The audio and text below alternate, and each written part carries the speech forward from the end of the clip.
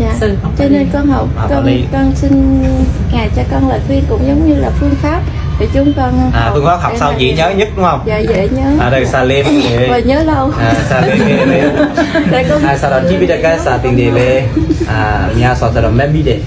cú xà là lên xà lên bây giờ lên xà phê để xà chơi để bilo mẹ biết để lên bồ miang để lên bây giờ ni lang bây giờ bồ mẹ biết để lên bồ cha để lên mẹ biết là cha về sau đó bilo tiếp တစ်ကတော့ရှေးကံပါမှာပေါ့ mà ရှေးကလေးကတပြီးတော့ဒီလောက်ကိုဒီဘဝကိုဒီတိပိကဖြစ်ဖို့တပြီးတော့ရဟုတ်ဘဝရှိဘဝကလေးကဘုံကံပေါ့ကံအထောက်ပံ့တာပေါ့နံပါတ်1ကတော့ဗာလဲဆိုတော့တပြီးတော့ကတရားမှတ်တယ်တပြီးတော့လဲတရားမှတ်တယ်တရားထိုက်တယ်ငယ်တဲ့ကအဲ့ဒါလည်းပဲဒီစာရီကိုမှတ်မိအောင်အားပေးတာပေါ့နော် Thế là hai cách, thứ nhất là để mà học để mà nhớ lâu, thứ nhất là liên quan đến nghiệp,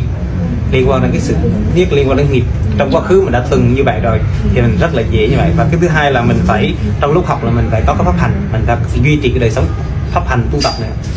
mình vừa học mình hành luôn, tu tập luôn đó thì rất là dễ dàng mình nhớ. Như ngài đây trong lúc ngài học tâm tạng là ngài hành luôn, ngài duy trì cái đời sống chánh niệm tu tập đó là ngày như vậy, nhờ cái đời sống tu tập như vậy ngài thuận lòng tâm tạng. Lúc mình học mình kết hợp với cái đời sống tu tập và liên quan đến để mình học được nhớ lâu không thì người nói rằng lệ thuộc vào cái nghiệp nè, nghiệp của mình trong quá khứ nè.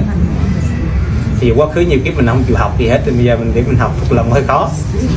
đó, thì trong quá khứ mình học nhiều như vậy rồi thói quen kia nọ nữa mà là một